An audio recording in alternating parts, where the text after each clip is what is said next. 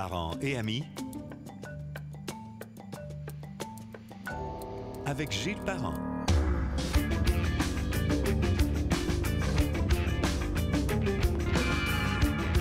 Bonjour et bienvenue sur Parents et Amis, sur gillesparent.com. On nous retrouve également sur plusieurs applications populaires, entre autres Spotify, Google Podcast, Balado de Apple et YouTube sous le vocable Parents et Amis. Bienvenue, une autre rencontre qui s'avère intéressante. Le sujet est très bon. Merci pour vos commentaires des derniers podcasts des dernières semaines. Ça a été très aimé, très apprécié. On se dit toujours en plein été parce que ça a été enregistré en plein été. Est-ce qu'il va y avoir autant de monde à l'écoute? Puis semble-t-il qu'il n'y avait aucun problème de ce côté-là. On va parler de la situation de l'immobilier qui a tellement bougé depuis 2 ans que les étonnements n'arrêteront pas de sitôt de ce qu'on comprend. Parmi tous ceux et celles qui ont des projets de changer de demeure, il y a bien sûr l'achat d'un chalet, plus grande maison, rénovation ou le transfert de région. Mon invité est agent immobilier, mais pas chez nous. Présentement, il travaille plus à l'extérieur. Il œuvre sur le côté ouest de la Floride. Il a plus de 35 ans d'expérience dans la vente et le service à la clientèle, dont plus de 15 ans en immobilier. Bonjour, Daniel Tremblay, comment ça va? Bonjour, Gilles Parent, ça va très bien, merci. Merci de m'avoir invité. Bien, ça me fait plaisir. Je sais, on a des amis communs, on a tellement de monde autour de nous. On ne fait pas une rue ou deux à Québec sans trouver quelqu'un qui passe quelques mois en Floride ou qui l'a déjà fait ou qui veut le faire. Effectivement, c'est bien vrai. Ouais. Donc, vous avez, cher Daniel, choisi le meilleur des deux mondes, travailler et profiter pleinement du beau temps en Floride. Ben oui, ça a été très difficile. Je souffre à tous les jours d'ailleurs. C'est sûr. On vous croit. Mais il faut parler un peu de comment tout ça est arrivé, dans le fond. Parlez de vous peut-être, que vous avez commencé dans un autre domaine. Qu'est-ce qui vous a amené en Floride? Faites-moi l'histoire, on a le temps là, en podcast, on veut savoir ça. Bon, ben moi, j'ai toujours été attiré vers les États-Unis depuis les voyages en tente roulotte avec mes parents, qu'on allait à Cape Cod, puis à Wildwood. Hein. Je ne suis pas les seuls dans ma génération. Je suis dans la cinquantaine. Donc, puis j'étais fasciné par l'anglais. Évidemment, je ne le parlais pas, mais on allait là tous les années pendant plusieurs années. Puis j'ai toujours été aussi fasciné par, c'est drôle, là, les palmiers. Je me souviens, quand j'avais 9-10 ans, mes parents avaient ramené une brochure d'un club aventure ou je sais pas quoi, là, puis il y avait des photos, je découpais tous les palmiers, puis j'étais comme attiré vers le sud, les perroquets, puis cette attirance-là, ben, s'est réalisée là, concrètement lorsque j'avais 20 ans. Je suis parti en Californie et j'ai habité là pendant 6 ans et suite à ça, j'ai travaillé comme guide touristique partout en Amérique du Nord, mais surtout aux États-Unis. Donc, vous avez appris l'anglais en vivant là-bas, c'est ça je comprends? Sur le tas, j'ai appris l'anglais à San Diego en travaillant dans un restaurant comme busboy à l'époque, puis en écoutant les surfeurs américains à répéter leur accent, essayer d'imiter un peu pour avoir le moins d'accent possible. Mais écoute, quand on n'est pas natif, il reste toujours un fond d'accent. Puis après ça, ben c'est ça. J'ai été guide touristique, puis pour un grossiste en voyage d'aventure. Fait que là, mais à 20 ans, je dis c'est assez jeune. On voit ça, là, mais est-ce que vos parents vous ont encouragé à faire ça? Est-ce que vous avez été obligé de vous sauver de la maison? Ben? Il n'y a pas une situation pareille, hein? Non. J'ai comme arrêté le cégep à ma dernière année. J'ai annoncé à mon père dans la balançoire dans le cours, écoute, je m'en vais à Vancouver. Fait que il n'a pas sauté de joie, certain, là. Et non, il sautait pas de joie, il sautait de d'autres émotions. Il était là, ben voyons, puis tout ça. Fait que je suis parti en autobus voyageur, traverser le Canada, 76 heures d'autobus, puis là, j'ai habité à Vancouver pendant quelques mois, puis là, il pleuvait. Je suis arrivé là à l'automne, puis dans le bout du mois de décembre, j'ai dit, je m'en vais en Californie. Fait que je suis parti sur le pouce en Californie avec un copain qu'on a en commun. Je ne sais pas si on peut le nommer, mais en tout cas. Ah oui, pas de problème. François Audet. Un homme d'affaires, qui a vécu toutes sortes de turbulences, lui aussi. Oui, c'est ça. Fait que on a quitté de Vancouver à San Diego sur le pouce. Écoute, c'est beaucoup de kilomètres. Hein? Et puis, ça a été... Pas trop d'argent dans les poches, d'après moi, Daniel? On est arrivé à San Diego avec $1 et à $1 américain et le troqueur, le camionneur qui nous a déposé, nous a donné un $10 américain. Donc, on avait $11. On s'est précipité au McDonald's pour les deux. Fait qu'on l'a clenché en 5 minutes au McDonald's. Un Big Mac chacun. Et puis, de fil en aiguille, ben c'est ça, j'ai réussi à être légal, puis à travailler en hôtellerie, en tourisme, toujours au service à la clientèle. Et puis, suite à mes années comme guide touristique pendant 5 ans partout aux États-Unis, là, en voyage aventure, j'ai été promu à la vente en Europe. Et là, je faisais la promotion de ce grossiste-là dans 11 pays en Europe. Mais l'attrait des États-Unis était toujours là. Donc, je suis revenu après ça au Québec pendant un bout de temps. Et là, finalement, je suis arrivé aux États-Unis, arrivé à nouveau en 2001. 3 semaines après les attentats du 11 septembre. Et là, mes amis étaient là. Ben là, la Troisième Guerre mondiale va commencer. Qu'est-ce que tu fais là? Ouais. Il faut que j'y aille. Fait que là, je me suis installé sur la côte ouest de la Floride et là, j'ai pris mon cours d'agent de courtier immobilier. OK. Bon. Pourquoi la côte ouest, d'abord? Première question. Moi, quand j'entends parler de la Floride, depuis 40 ans, mes parents sont allés faire un tour, c'est Fort Lauderdale ou Miami. C'est ça qu'on entend le plus. Mais je dis pas que ça n'existe pas. Au contraire, moi, je suis allé sur la côte ouest, j'ai adoré. Mais je sais qu'on va en parler un peu dans le podcast parce qu'il y a comme un virage qui s'est fait, là. Mais parlons de Daniel Tremblay. Pourquoi avoir choisi la côte ouest alors que plusieurs prenaient la côte est? Exact. Ça a été, pour y avoir été une fois, là, je suis allé sur la côte Est et puis j'ai regardé sur la côte Ouest les images. J'ai fait beaucoup de recherches avec ce qu'Internet pouvait donner là, en 2000. Oui. Puis les villes semblaient un petit peu plus calmes, un petit peu plus relaxes. Les plages, beaucoup plus belles sur la côte ouest. Les gens peuvent dire ce qu'ils veulent sur la côte est. C'est très beau, là. Mais au niveau des plages de sable blanc, parce que sur la côte ouest, il y a des chapelets d'îles qui longent toute la côte de Naples, là, pratiquement jusqu'à Clearwater. Et là, on est sur ces îles-là avec des belles sables. Tous ceux qui ont été sur la côte ouest peuvent certainement être d'accord avec moi là-dessus. De toute façon, Daniel, c'est pas un contre l'autre, là. L'Est et l'Ouest fonctionnent bien. C'est probablement l'Ouest qui progresse plus présentement. C'est ça? Oui.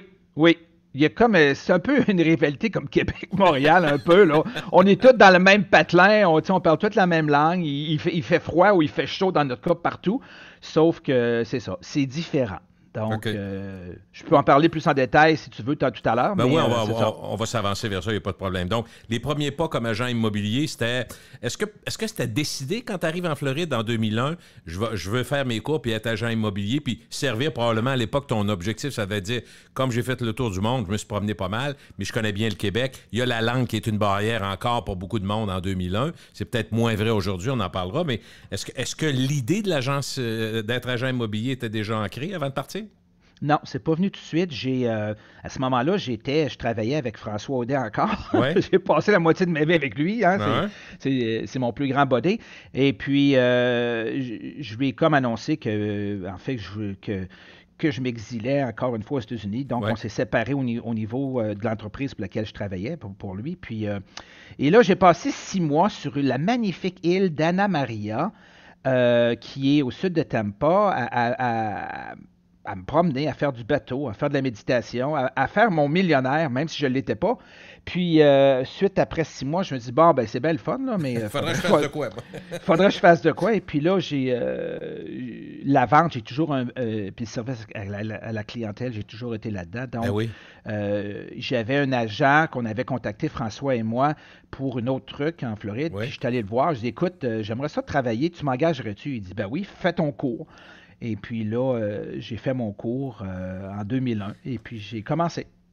Connaissant un peu François, puis connaissant l'ambition que tu sembles démontrer, d'après moi, tu n'es pas resté le dernier vendeur longtemps, hein? Non, ça s'est bien passé, très, très bien passé. J'ai travaillé dans une équipe, mais après un an, après qu'il m'a enseigné tout, j'ai dit, écoute, faut que je vole de mes propres ailes. Et puis, d'ailleurs, c'est drôle que tu dis ça, j'ai été nominé par la performance comme troisième meilleur courtier pour l'agence laquelle je travaille. On est 90 à peu près pour cette année. Et ça, c'est grâce aux Québécois. Ah oui? Alors, est-ce que c'est essentiellement les Québécois, vos clients, depuis une vingtaine d'années? Non, c'est seulement cette fois-ci. Avant, là, en fait, ça fait 13 ans que je suis dans l'immobilier. Directement, aux États-Unis, oui. Et puis, ça fait juste 2 ans que je suis vraiment focusé sur les Québécois, sur le Québec. Je fais ma promotion là, je fais des vidéos qui sont ciblées pour eux. Okay. Et puis, donc, 80% de ma clientèle, c'est des Québécois. Ça a viré bout pour bout. Parce qu'il y avait une opportunité, mais ça correspond presque au début de la pandémie. Ça veut dire que vous avez senti qu'il y avait un intérêt soudain extrêmement fort. Est-ce que c'est ça, je comprends? En fait, je dois te dire que de 2001 à 2011, lorsque j'ai fait des mobiliers, j'ai fait ça pendant 10 ans. Et là, je me suis ennuyé du Québec. Je suis retourné au Québec pendant 9 ans. Alors, de 2011 à 2020, j'étais au Québec. Et lorsque la pandémie a commencé, là, en mars, avril, je suis revenu aux États-Unis avec ma famille. Et là, je m'ennuyais de la Floride, tout ça. Alors, je suis revenu sur la côte ouest où j'étais déjà. Et là, j'étais obligé de refaire mes cours. Et à ce moment-là, je n'avais plus aucun contact de mes 10 années d'avant, parce que là, j'avais eu une petite vacance de 9 ans à Sainte-Brigitte-de-Laval, dans les montagnes de Québec. Et là, je suis revenu. Donc, il a fallu que je me réinvente une clientèle. Et là, je me suis dit, avec l'avancement entre 2001 et 2020, Facebook a été inventé carrément. Les médias sociaux ont explosé. Donc, la promotion qu'on faisait dans les années 2000, au début des années 2000 à 2010, est carrément différente de ce qui se fait aujourd'hui. Donc là, j'étais très présent sur Facebook. Alors, je me suis dit, je vais aller sur les groupes de snowbirds et je vais leur donner une valeur ajoutée. Je n'ai pas parlé de moi pendant 1 an, en fait, comme courtier. Je faisais des vidéos touristiques. Wow. Okay. Donc, j'ai comme mélangé. Bonne idée. Donc, faire connaître le produit, montrer qu'on connaît ça. C'est vrai, dans le fond, avant de dire, by the way, si vous avez besoin, je suis là. Exact.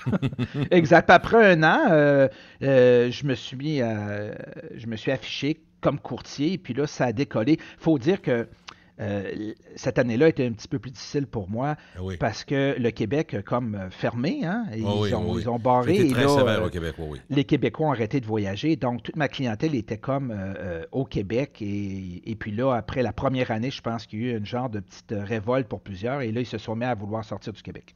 OK. C'est même qu'on a vu ça. Dis-moi, est-ce que, en général, avant qu'on parle en particulier de ce que sont les nouveaux snowbirds, les changements depuis 20 ans, parce qu'il y en a beaucoup grâce à la technologie, grâce à l'avancement d'Internet, entre autres, le télétravail, les tracances, comme on parle, le travail et les vacances qui existaient bien avant la pandémie, mais on va en parler tantôt. Mais je veux savoir, est-ce que l'attrait du soleil, la chaleur, le beau temps, c'est encore un élément majeur pour les gens qui veulent aller en Floride, outre tous les autres? Le climat, oui. Avant c'était ça. De mon expérience à moi et de mon observation dans les années, dans les 30 années avant, mettons, la pandémie, là, les gens allaient en Floride, évidemment, pour prendre une pause de l'hiver au Québec, tout ça. Mais là, depuis 2020, les raisons pour une émigration du Québec quasiment de masse, en tout cas en grand nombre, c'est le climat arrive en dernier. Là. C'est plus ça les raisons. OK, il y en a plusieurs. Donc, qu'est-ce qui a changé en 20 ans, 30 ans? Qu'est-ce qui a changé? On parle d'une Nouvelle-Floride, Daniel. On parle des nouveaux snowbirds, mais avant de définir les snowbirds, la Nouvelle-Floride, c'est quoi? Qu'est-ce qui a changé? Bien, je crois que c'est le fait, si on parle par rapport au Québec, là, c'est que les générations, mes parents, moi, là, c'était rare que les gens parlaient anglais. Donc, les gens, puis quand j'étais jeune, les amis, les parents de mes amis qui allaient en Floride, c'était comme, hey, ils sont donc bien chanceux. Puis quand toi, tu pouvais te faire...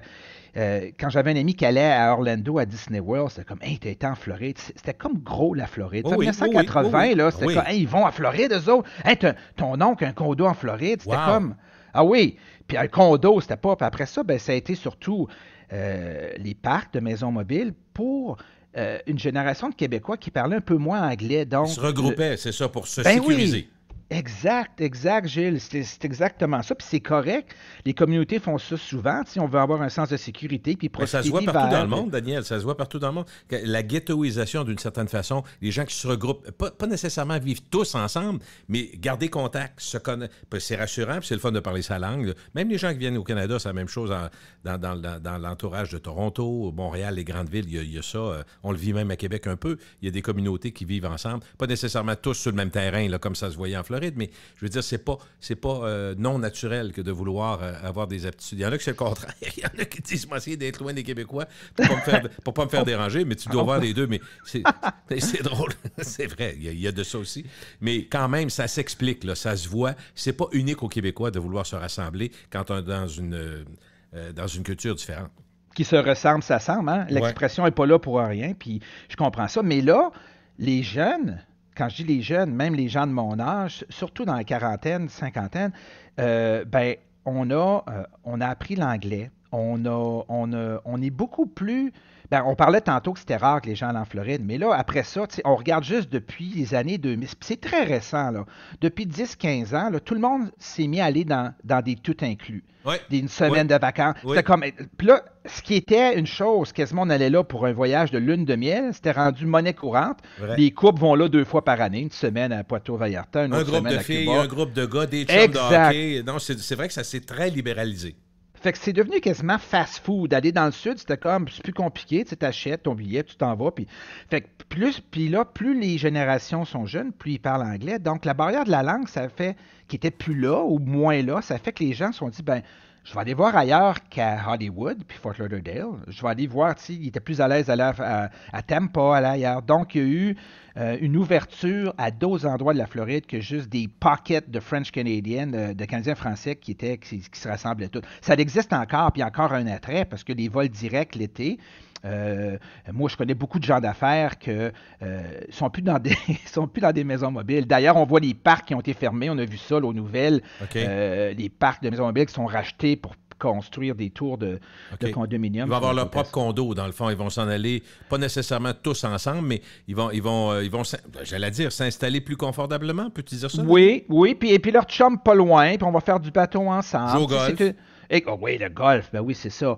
Donc, il y a eu vraiment un gros changement au niveau comment on voyage et combien de fois on va en Floride, puis qui va en Floride. Quand on disait, donc, Daniel, il y a 25, 30 ans, 40 ans, on disait les snowbirds, on passait à des gens aux cheveux gris, 70 ans en montant, mais c'est plus ça. Ça veut dire qu'il y a plein de snowbirds maintenant plus jeunes. On voit ça souvent, je vois ça beaucoup. J'ai des clients, là, des jeunes pré-retraités, là, des gens qui ont bien réussi en affaires, puis il y en a beaucoup au Québec. Quand on regarde ce qui s'est passé au niveau au Québec, il y a tellement d'entrepreneurs maintenant au Québec, beaucoup de plus de gens d'affaires encore qu'en 1990, où c'était rare qu'il y avait... Bon, alors, ces gens-là, ils ont dans quarantaine puis début cinquantaine. Ils viennent passer souvent, comme il y a des entreprises au Québec, ils viennent un mois, ils repartent 2 mois au Québec. Ils reviennent un mois, ou ils peuvent faire un mois. Moi, j'en ai qui gèrent leur entreprise à partir d'ici. Là. Ils vont 1 semaine par mois ou 4 jours par mois au Québec, puis ils reviennent. Donc, ils passent l'hiver comme ça. Puis l'été, ben c'est tellement beau le Québec l'été. Fait qu'ils repartent. Ils repartent. Puis il y a le 6 mois. Y a-t-il encore le 6 mois où c'est important? Ça, Oui. Pour avoir tous les services québécois, dans le fond, c'est ça? Exact. OK, donc c'est 6 mois maximum. Exact. Pour l'année. OK, la plupart des gens, tu n'es pas obligé de le faire d'une traite, là, mais il faut que tu respectes ça pour être capable d'avoir les avantages des deux côtés, dans le fond. Exact. Est-ce qu'on peut dire, Daniel, que malgré tout ce qu'on vient de mentionner, comme il y a un genre de virage vers la côte ouest, que la côte est quand même, Fort Lauderdale et les autres ont encore la cote, c'est encore populaire? C'est encore très populaire. Oui, en fait, on dirait que c'est populaire partout, en fait. Ouais. Oui, Orlando, il y a beaucoup de Québécois qui s'en vont là. Il y a des gens qui préfèrent aller à Naples, dans le sud, Fort Myers. Chaque ville est tellement différente. Si on pense que la Floride, il fait chaud partout. Oui, il fait chaud partout l'été, mais l'hiver, le climat est très différent. Dès qu'on est au nord de Tampa Bay, ça, c'est la zone subtropicale au nord. Dès qu'on est au sud de Tampa Bay, c'est la zone tropicale. Donc, les nuits vont être moins fraîche parce qu'on a des fronts froids l'hiver. Hein? Et à Jacksonville, là, il peut faire -2 °C la nuit là, dans des fronts froids, puis 4-5 durant le jour. Donc, c'est pas la même Floride qu'à Fort Lauderdale ou à Sarasota, exemple. Donc, mais la Floride est rendue populaire partout, sauf que la côte ouest, qui était une zone un peu dormante et qui était typiquement réservée aux Canadiens anglais. Donc, les gens de l'Ontario allaient sur la côte ouest parce que il n'y avait pas beaucoup de francophones. Y allaient où ça parlait anglais, évidemment. Puis les francophones allaient sur la côte est. Maintenant, ça se mélange. Les gens vont un peu partout. Dis-moi, Daniel, on parle des Canadiens, des Québécois, évidemment, qui vont en Floride, mais est-ce qu'aux États-Unis, vous remarquez une migration vers la Floride? Des autres États plus frais, par exemple, qui disent, regarde, moi, je ne sais pas comment je vais faire, mais d'ici la fin de mes jours, j'aimerais ça qu'il fasse plus chaud à l'année. Est-ce qu'il y a une migration inter-État? Une grosse migration inter-État. Évidemment, pour les raisons que tu viens de décrire, oui, le climat. Oui. Je crois qu'il y a eu des prises de conscience à l'échelle planétaire durant les 2 années de COVID sur la vie que les gens menaient, sur nos buts. et puis tout ça. Je pense qu'il y a des gens qui ont changé, il y en a qui ont changé drastiquement leur vie, mais oui. Mais ça s'explique, Daniel, quand on y pense. Honnêtement, quand la pandémie a commencé, on en jasait entre amis, là. On ne savait pas où on s'en allait. C'était épeurant, puis on avait peur de mourir. On se disait, ça meurt, il y a des morts. Tu sais, c'est vrai, avant qu'on sache que, bon, il va y avoir les vaccins, on va être capable de vivre avec, comme on dit, il y a eu une période vraiment où les gens se sont dit, wow, attends un peu, moi, ma vie, je ne sais pas s'il me reste 100 ans à vivre, peut-être j'en ai plus de fait que de moins, puis pourquoi j'attendrais, puis peut-être un genre d'urgence de vivre. Tu as dû entendre ça dans tes clients. Des prises de conscience pratiquement existentielles, justement, quand tu te mets vraiment à dire, OK, là, il y a quelque chose qui est en train d'arriver, puis c'était au niveau de l'importance de cet événement-là, là, après coup, aussi gros que, parce que nos générations n'ont pas connu de guerre ou d'événements comme ça. Majeurs mondiaux, dans le fond, des événements mondiaux, oui. C'est ça. Et là, on s'est retrouvé avec, tu sais, surtout au Québec, en Californie, plusieurs États, des lockdowns, des règlements, des couvre-feux. Fait que là, les gens, ça a créé des insécurités. Les gens se disaient un petit peu, là, que j'aime tout ça, ma job. Je peux il y en a qui ont switché, d'ailleurs. Il y a une gang qui sont réinventés, qui ont réappris. Toi, tu dis que tu as pris tes cours sur le tard, des cours dans l'immobilier, mais il y en a plusieurs qui ont dit, écoute, finalement, j'aime pas ma job, je vais profiter de la pandémie où je peux pas trop travailler pour faire des cours du soir. C'est étonnant comment il y a eu un mouvement comme ça. C'est vraiment étonnant. Puis en même temps, ben, comme tu dis, avec toutes les raisons, ça s'explique aussi quand on regarde l'humain, tu sais. Puis au Québec, on est gâtés. On n'a pas eu, tu sais, à part, mettons, tu retournes la crise d'octobre en 70, puis bon, des choses comme ça. Tu sais, c'est vraiment le calme plat au Québec, là. Oui.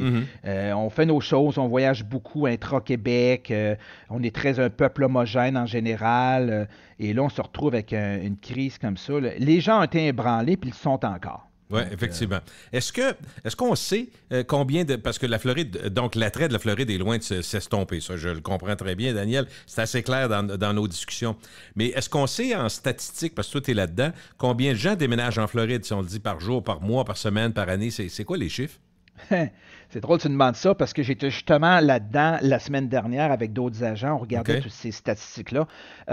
Quand on regarde d'une manière journalière, quotidienne, là, il y a en moyenne 1000 personnes par jour qui plient bagages de leur patelin au nord, que ce soit États-Unis ou Canada, mais surtout États-Unis, puis qui viennent s'établir en Floride. 1000 par jour?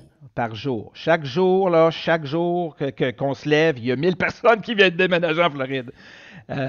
Puis, tu sais, y a-t-il de la place pour tout le monde? Est-ce que ça veut dire que l'immobilier, la construction, tout ça va suivre, va être capable de remplir les besoins? Oui, ça, c'est ça. Ouais. Non. Non, il y a encore un manque d'inventaire. Les constructeurs, surtout dans la pandémie, là, il y a un ralentissement du haut taux d'intérêt comme au Québec. Là, mais, oui. Mais on sait qu'il va être temporaire. Là. Temporaire, mais la demande est encore là. Il y a un manque là, de plusieurs millions d'habitations aux États-Unis. Et puis, mais quand on regarde la Floride si on regarde la Floride quasiment comme un pays, tu sais, il y a 22 millions d'habitants.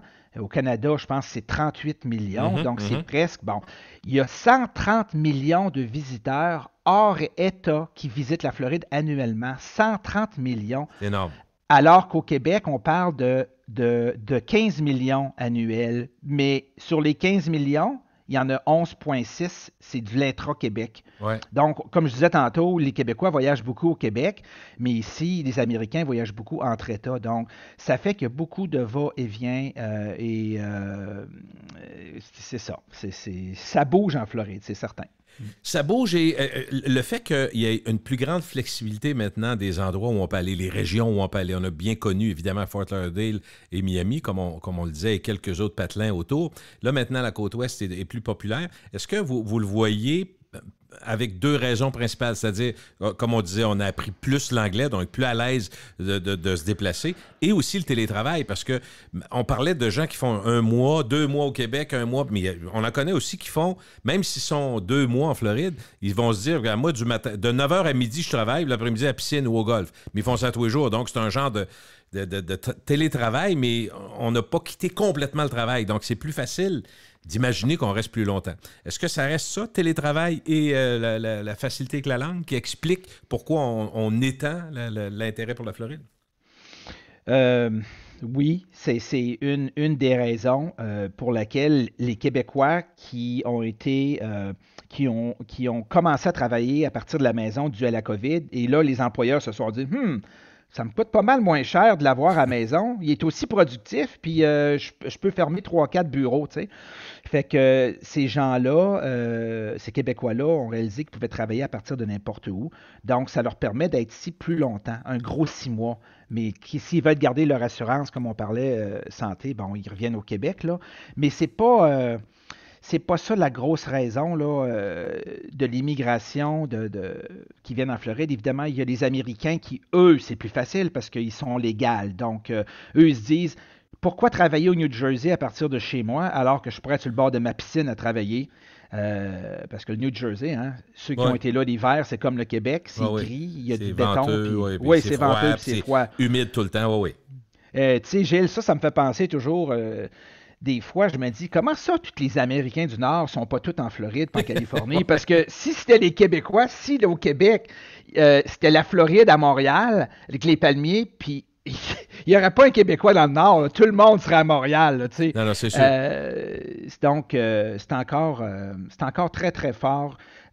Mais c'est la COVID, hein? C'est les mesures qui ont été le gros boom en Floride depuis 2 ans. OK, c'est ça. Donc, les effets de la crise de la COVID-19 ont été importants. Chez votre clientèle, Daniel, la gestion, appelons-la plus stricte du Québec, ça en a tanné plusieurs, de ce que je comprends. Ça a fait un bout de temps, mais un bout de temps, ça ne faisait plus.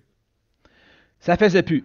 Moi, ce qu'on me dit, là, parce que, admettons, si je prends tous mes clients québécois, là, j'ai un 9 sur 10, c'est des gens qui quittent le Québec en permanence, qui plient bagages. Ouais. Les autres, c'est pas le 6 mois, là. Oublie ça, ils vendent tout, ils sacrent tout. OK, ils plient bagages, ça veut dire on vend tout au Québec, puis on s'en va vivre là pour le restant de nos jours. La plupart vendent leur entreprise, la plupart quittent leur emploi, vendent la cabane, vendent la grosse cabane. Il y en a qui vendent leur grosse cabane, qui s'en viennent vivre ici dans un camper temporairement. OK, ils sont capables même de baisser le rythme de vie, mais en allant chercher tous les avantages. Oui, puis c'est pas tout. Il y a une grosse partie de ces gens-là, c'est des gens qui ont été, c'est quoi le mot, ostracisés? Oui, ostracisés, oui. Merci, ostracisés, à cause que c'était des gens qui ont opté de ne pas se faire vacciner. Okay. Donc, ils ont vécu en marge de la société pendant un long bout de temps. Ils n'ont même pas pu aller skier. Alors ces gens-là, c'est pas tout. C'est pas tous des gens qui sont, si vous voulez, dans la conspiration, tout ça. Il y a plein de gens d'affaires là-dedans. C'est des choix personnels, tu sais. Oui, c'est ça. Eux ont choisi qu'ils ne voulaient pas, puis donc, ils ont été mis à l'écart. Et je pense que, j'ai entendu ça souvent, lorsque je crois que le premier ministre a cancellé le 31 décembre. Ça, c'était peut-être le plus décrié parce que, oui, le 31 décembre, c'est parce que et les restaurateurs, pardon, et les hôteliers, puis on sait c'est quoi, défoncer l'année, la plupart des gens font un party, même à la maison. Tout le monde avait tout préparé, tous les repas étaient faits, tous les brunchs du 1er janvier étaient faits, puis ils ont annoncé ça à la dernière minute. Je pense que ça a été une des décisions les plus sottes que le gouvernement a prises. C'était à dernière minute comme ça, ça a découragé du monde. Ça a dû t'envoyer du monde en Floride, ça. Ça oui. J'ai des gars qui t'ont fait des familles, là. C'est la goutte, eux autres, ça a été la goutte, hein? Ouais. Tu sais, des femmes entrepreneurs, puis les gars entrepreneurs, c'est du monde qui ont du jus, puis c'est du monde qui ont de la drive, puis, tu sais, ils sont habitués, là, ils sont rendus où ils sont, puis ils en ont mangé des claques, puis ils se sont relevés, parce que c'est pas facile. Non.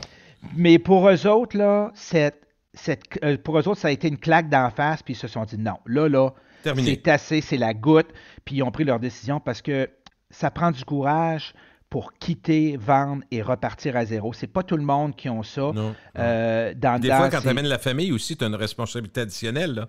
Ces gens-là... C'est pas tout le monde qui part en famille, je comprends. Il y en a les enfants sont plus vieux, sont déjà autonomes, ça c'est vrai. Mais il y en a quand même qui ont dû partir puis transporter tout le monde, là. Il y en a beaucoup. Moi, je dirais, là, si j'avais à faire une moyenne rapidement, là, sans regarder toutes mes stats, je te dirais que la grande majorité, c'est des gens dans la trentaine et qui ont tous des enfants entre 3-4 ans jusqu'à 15 ans. Okay. Et puis, ils amènent les enfants. Ils vont vivre en Floride. Oui, il y en a qui ne parlent pas anglais dans les enfants. Il va y avoir l'adaptation à la nouvelle école.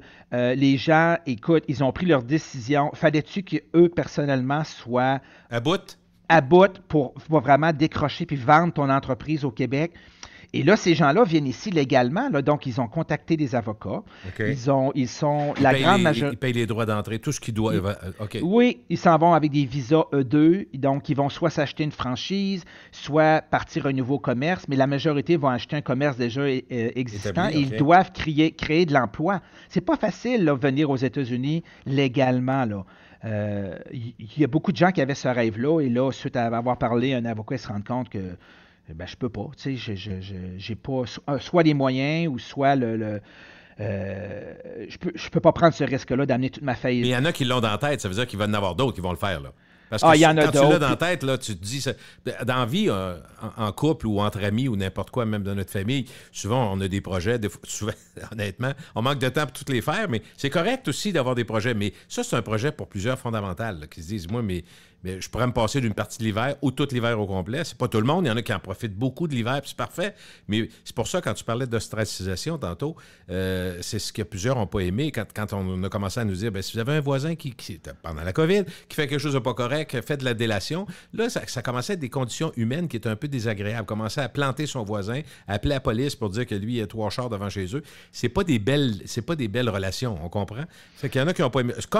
Ça veut pas dire non plus, Daniel, tu vis aux États-Unis puis tu es revenu au Québec. C'est pas parfait aux États-Unis, on n'est pas en train de dire que tu es en train d'expliquer pourquoi il y a tant de gens qui s'en vont. On ne videra pas le Québec au complet, là. Puis moi, ma peine à moi, en t'entendant, Daniel, là-dessus, c'est de voir qu'on a des gens de 30-35 ans, des bons entrepreneurs, des entrepreneuses qui ont des bonnes business puis qui disent on sac notre camp, on fait le dernier fermerait lumière, comme on dit.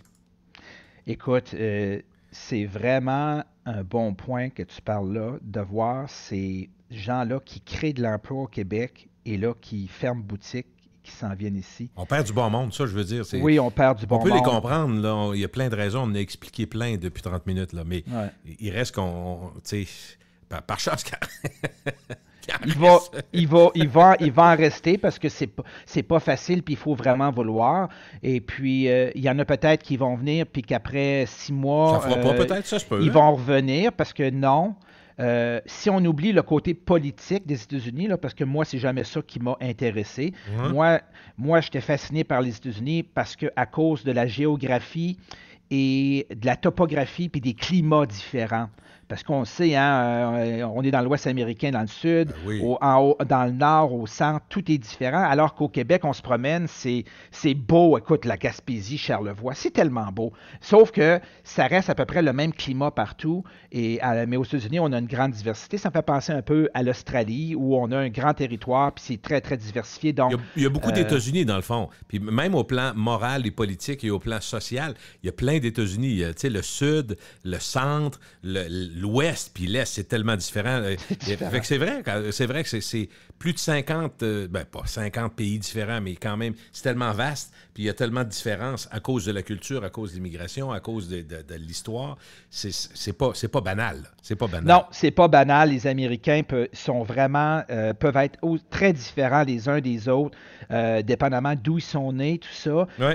Puis en Floride, on a des gens de partout à travers les États-Unis, donc ça fait un melting pot incroyable. Fait que les gens qui aiment la diversité au niveau de la culture, de la bouffe, ces autoroutes, ça donne quelque chose d'intéressant par contre, parce que chacun amène sa façon de conduire d'où il était. Donc, il faut avoir les yeux ouverts. Oui, c'est ça, il faut avoir les yeux ouverts. Mais est-ce que, parce que, Daniel, tu parles des Américains qui composent beaucoup la Floride, je m'étais laissé dire qu'il y avait quand même des internationaux, c'est-à-dire les Russes, entre autres, qui avaient acheté énormément de bâtisses en Floride, les Indiens également, les Hindous, plusieurs en avaient acheté, les Arabes. Est-ce que la communauté internationale est si présente ou c'est minoritaire pas mal? Je crois qu'elle est plus vraiment sur la côte Est.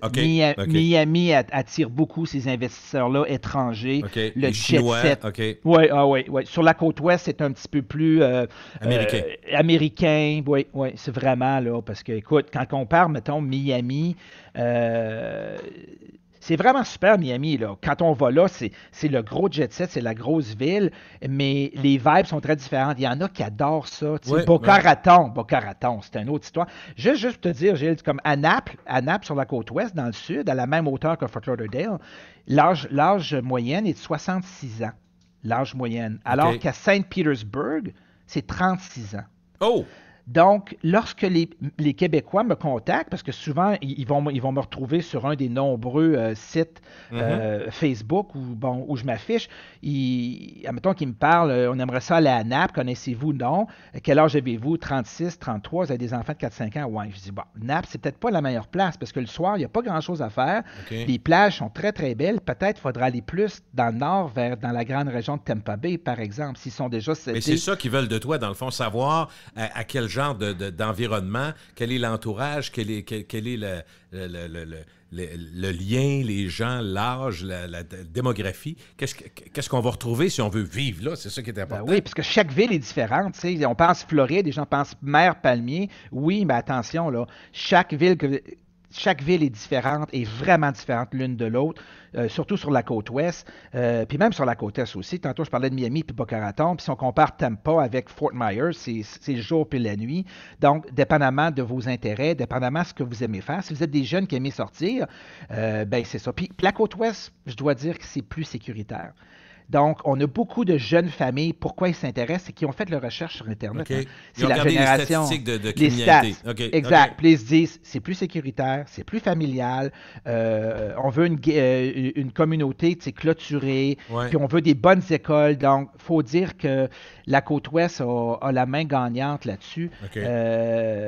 Sur la côte est, par rapport, je dirais que c'est plus familial. Puis plus nature aussi. Beaucoup plus de nature, de parcs.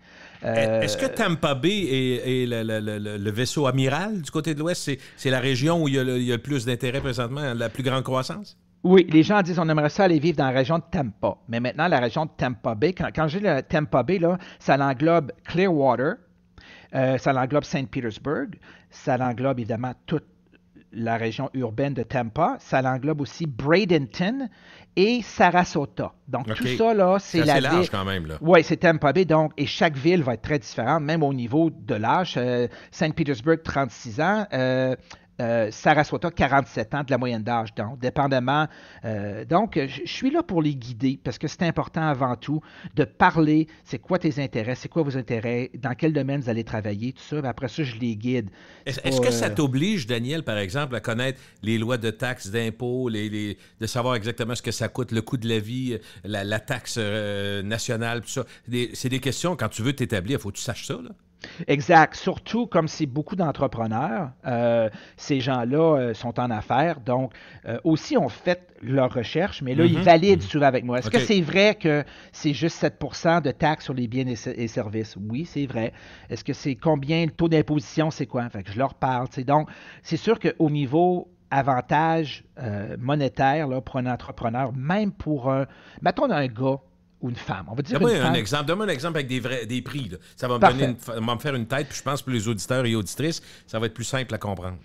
Admettons quelqu'un qui gagne 80 000 au Québec, okay, puis qui se trouve une job ici avec son mari ou son conjoint, elle gagne aussi 80 000. Bien, déjà là, en partant, comme je disais, sur les biens et services, au lieu de payer 15 % sur ta voiture de 30 000, bien, tu vas payer 7 %. Okay. Donc, c'est moins que la moitié de taxes en partant. Donc, il t'en reste plus dans tes poches, ton 80 000. Ensuite, au niveau du taux d'imposition. Au Québec, lorsque quelqu'un fait entre 100 et 200 000, ben, il va être imposé à peu près à 48 % en moyenne.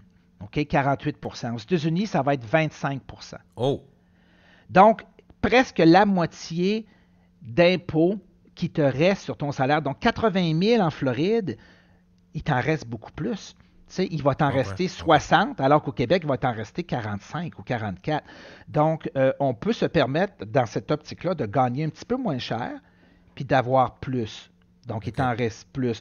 Donc, mais pour les entrepreneurs qui déménagent ici, qui disent, moi, là, je me repars une fabrique d'armoires ou je me repars une compagnie de construction, bien, pour eux autres, en plus d'avoir ces taux d'imposition-là très bas, il y a aussi qui peuvent déclarer tellement de choses au niveau des impôts. C'est un peu le paradis des entrepreneurs. C'est pas pour rien que les States, on dit, c'est la plus grande économie au monde, tout ça. Donc, il y a beaucoup d'avantages là, pour les entrepreneurs. Est-ce qu'il y a des gens qui vont trouver que quand même Il y a des éléments qui sont plus chers. Entre autres, le tissu social au Québec, on s'en fait une fierté là, de dire qu'il y a effectivement beaucoup des gens. Les garderies sont moins chères, c'est accessible à tout le monde. Les congés parentaux, tout ça, mais ça coûte extrêmement cher à la société. C'est un choix que le Québec a fait. C'est pour ça que je dis tout le temps qu'au Québec, tu peux pas être à droite vraiment. Tu es à droite de la gauche, mais tout le monde est à gauche parce qu'on a tellement de programmes sociaux. Mais est-ce qu'aux États-Unis, parce qu'une des choses qui est dite, c'est que si tu veux t'assurer aussi bien, entre autres pour la santé, ça coûte beaucoup plus cher. C'est un des aspects aux États-Unis qui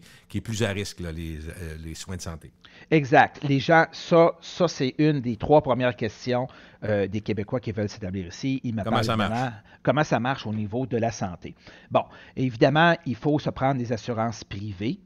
Et admettons, une famille de 4, parce que c'est un peu classique. 2 enfants, maman, 2 parents, là, moi, souvent, oui. Bon, ça va leur coûter, s'ils veulent avoir une assurance qui va être solide, là, tout ça, ça va leur coûter pour la gang à peu près 1100, 1200 par mois. OK. Sauf 10-15 000 par année.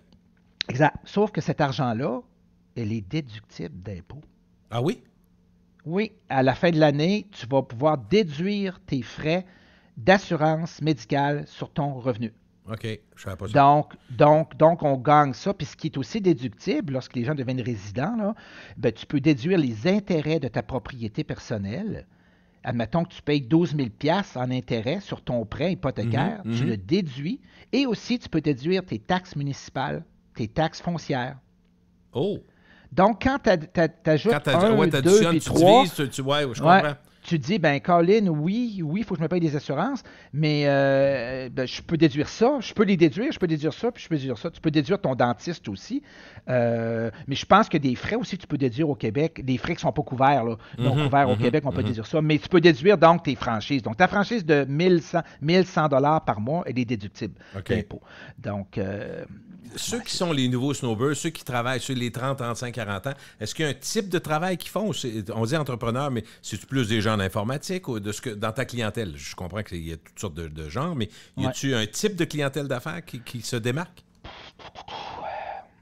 Il y a beaucoup d'entrepreneurs qui vaguent dans la construction là, at large. OK. Je parlais de fabrique d'armoires tantôt, là, parce que c'est un de mes... C'est des gens qui en a plusieurs qui sont devenus des amis maintenant. Là. OK, je comprends. Mais oui, tu as des gens qui travaillent au gouvernement même, qui partent. Pour eux autres, c'est encore plus difficile parce que le saut, ils sont tellement sécures dans leur emploi que faire le saut pension ici... extraordinaire au gouvernement. Oui. Ben oui. Oui. Et eux autres, c'est des gros sauts. Mais c'est vraiment dans l'optique d'avoir une vie meilleure qu'au Québec. C'est fou, je pensais jamais entendre ça dans ma vie. Puis la COVID est venue faire créer, si vous voulez, des états intérieurs qui ont fait que ces gens-là ont remis en question leur vie au Québec et croient, eux, qu'ils vont avoir plus de liberté ici, puis qu'ils vont être plus heureux. Puis ils me parlent souvent de leurs enfants. Je veux pas que mes enfants...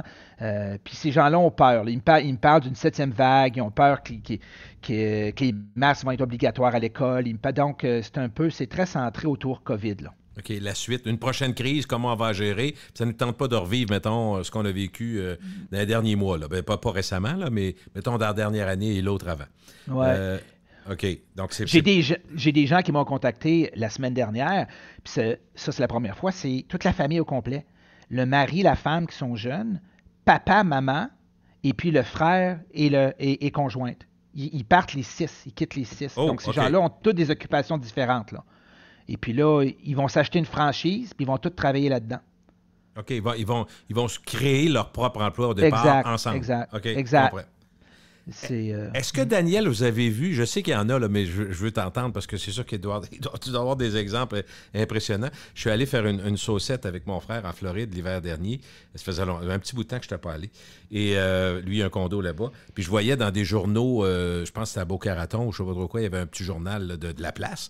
Puis on parlait d'immobilier, mais il y avait des exemples de démesures de prise de valeur en dedans 6 mois, 1 an, 1 an et demi, une folie furieuse des 2 dernières années. Est-ce que tu as eu ce genre d'exemple-là aussi sur ta côte ouest ou même la côte est, je m'en fous, mais est-ce qu'il y a des exemples faramineux d'augmentation en peu de temps, dans le fond? Ça a été spécial comme courtier immobilier de représenter des acheteurs là, qui ont été là, étourdis par, les valeurs, comme tu dis, qui ont grimpé incroyable, des maisons qui, en 2019, valaient 250 000 et là, à la mi-2021, la même maison vaut pratiquement 500 000. OK, le double. Ouais, en moins de 2 ans. Okay. Oui, presque le double. Les taux d'intérêt n'ont pas été aussi bas qu'au Québec. On n'a pas connu du 1, les taux d'intérêt hypothécaires. Là. Okay. On n'a pas descendu dans les 1 point quelques. On était dans les 2,5, okay. 1,95. Maintenant, on parle entre 5 et 6. Mais ça a fait que, oui, les prix ont grimpé. Maintenant, ça s'est rajusté. Il y a eu une petite baisse peut-être de 5 à 10 et là, on a comme, si tu veux, on a comme atteint un plancher présentement au niveau des valeurs. Là. Donc, on n'a pas connu de crash encore comme on a connu en 2008. Puis je pense pas qu'on va connaître ça. Là, il y a une demande. Dans le fond, tu dis, il y a des gens qui ont mis leur projet peut-être sur la glace parce qu'ils vont attendre de voir comment le marché va se présenter. Il y a de ça, mais l'intérêt est là pareil. S'il y a tant de monde qui veut aller en Floride, c'est qu'il va y avoir de la demande aussi. Mais la hausse du coût de la vie, est-ce que, tu sais, comme l'essence, on a toujours dit aux États-Unis, ça coûte beaucoup moins cher, mais là, ça a monté. Dans les derniers mois, il y en a qui ont dû trouver le temps long, là, en allant mettre, tu sais, quand tu as un Ford F-150, là. Puis on sait qu'il y en a. Et il y en a en Floride, dans Tabarouette, ailleurs aussi, là. On a un qu'à aller dans un stationnement au Walmart ou dans un grand magasin. Là, on regarde ce qui est stationné dans le parking. C'est des pick-up et des SUV, bien entendu. Le gallon monté ici, là, à près de 5 $. Et puis, depuis un mois et demi, là, on est sur la côte ouest, on est en moyenne à 3,65. Donc, il y a eu une montée et là, ça l'a rebaissé et ça semble se maintenir autour de ça. Donc, à 3,65, les gens ne crient pas trop. Hein. On s'est habitué à 5 $. C'est ça qui est un peu ridicule parce qu'au moment où on enregistre, nous autres, on est aujourd'hui le 9 août 2022. On enregistre. Puis, je suis allé mettre de l'essence ce matin. Puis, je me suis senti mal un peu parce qu'on est allé à 2,30 un bout de temps, 2,30 le litre ici au Québec. Mais là, j'étais à 1,84 puis j'avais quasiment le goût de sauter de joie et sortir les ballons. Tout en oubliant qu'on l'a déjà eu pas mal moins cher il n'y a pas si longtemps. Là. Entre autres, en début de crise, ça avait descendu en bas d'une pièce. Fait que finalement, l'habitude fait que j'ai dit « Hey, juste 1,84 ». On a l'impression qu'on a gagné quelque chose. Gagné à la loterie. Mais est-ce que donc la tendance, les jours n'ont pas l'air sombres devant vous, mais il y a quand même une incertitude à cause de la guerre en Ukraine qui s'étire. Oh mon Dieu. Tu sais, c'est rien de bon pour personne. Et aussi l'approvisionnement qui est difficile. Entre autres, dans l'automobile, on le voit, il manque de pièces, il manque de microprocesseurs et autres. Fait que on ne peut pas dire qu'on est sorti de l'auberge, mais de dire non plus que tout s'est effoiré ou que tout va s'effoirer, ça serait... D'abord, on se trompe tout le temps quand on fait ces prédictions-là. Combien de gens pendant 10 ans, 15 ans nous ont dit « Hey, taux d'intérêt va monter, c'est sûr ». Mais ils ont été 15 ans sans monter ou presque, là. On dirait que même pour les experts, c'est rendu presque impossible de faire des prévisions tellement qu'il y a des variables qui sont impossibles à calculer, que ce soit, comme tu dis, la guerre en Ukraine, la Chine avec Taïwan, que ce soit l'approvisionnement. Au niveau de la nourriture, ici, ça va. On n'a pas vraiment manqué, on n'a pas eu de... Bon, mais au niveau des voitures, là, si je parle dans les Honda, Hyundai, là, dans les modèles... Là, asiatiques, entre autres. Oui, les dealers, comment on dit ça? Les concessionnaires chargent entre 4 et 6 000 $ de plus en prime. Pour exemple, un Kia Telluride, là, Telluride ou Telluride, 5 à 6 000 $ de plus pour plein de voitures. Donc, tu vas acheter une voiture, puis le prix est 41, puis là, il dit oui, 41 plus 5. Donc, c'est très choquant d'avoir à payer... Comment justifie ça? Pas d'inventaire. Ah, pas d'inventaire. Faut que tu payes trop plus de demandes. OK, trop de demandes. Bon. Puis est-ce que ça affolie aussi des voitures usagées? Ici, il n'y en avait plus au Canada non plus, c'est pareil? C'est drôle que je viens de vendre ma voiture ce matin à un groupe qui s'appelle Car Gurus. Eux autres, ils achètent des voitures. Écoute, ils m'ont payé plus cher que qu'est-ce que je devais, puis plus cher que qu'est-ce que je vois qu'elle devrait se vendre. 2 à 3 000 de plus. Il y a des demandes aux États-Unis dans certains États pour des véhicules qui sont incroyables. Donc, il n'y a pas assez d'usagers, puis il n'y a pas assez de neufs. Donc, il y a encore une pénurie. Des fois, je me demande, elle vient de où, cet argent-là? Puis le monde sort de où, tu sais? En tout cas, on parle de récession, mais je te récession, dis que... puis ça paraît pas tant que ça. Les restaurants sont pas vides. C'est plein. Puis tout le monde fait... plein. Il y a des files d'attente pour acheter des voitures neuves partout. Fait que, non, il doit y avoir un menteur dans la salle. On sait pas au Québec aussi, là. Ouais, au Québec aussi. Bon, absolument. Fait que ça se peut-tu un jour que tu reviennes, Daniel? Mettons qu'on termine là-dessus. C'est-tu à vie, t'espères mourir en Floride ou... Des fois, je me dis, juste pour être un peu spirituel, philosophique, là, qu'est-ce qui arrivait si je mourais demain matin? Où est-ce que je vais me faire enterrer? Ou, ça va être en Floride, sur le bord de la mer? Ça va-tu être au Québec? Les racines. Je me fais rapatrier. Oui, ben, je pourrais nourrir un arbre et faire pousser l'arbre pour me mettre là. On va te mettre une plaque. Une plaque, oui. Ici J, le Floridien. Écoute, je penserais pas. Puis encore là, il ne faut jamais dire jamais, mais mes 9 ans au Québec ont fait que j'ai vraiment eu le goût de revenir en permanence. Puis là, j'ai tellement mis d'énergie à me rebâtir une carrière. Là, ça va bien, c'est pas le temps d'arrêter. Là. Tes contacts se multiplient. Multiplient. Puis si on peut t'aider, on peut peut-être dire où les gens peuvent te rejoindre. Mettons qu'on a donné l'idée à 2-3 personnes. Là, c'est quoi? Qu'est-ce qui est le plus simple pour te rejoindre? C'est-tu par Facebook? Comment on te trouve? Merci d'abord, Gilles, pour faire ça. Écoute, on peut me rejoindre sur différents endroits. On peut me rejoindre si vous faites mon site internet, c'est Daniel Tremblay Realtor.com.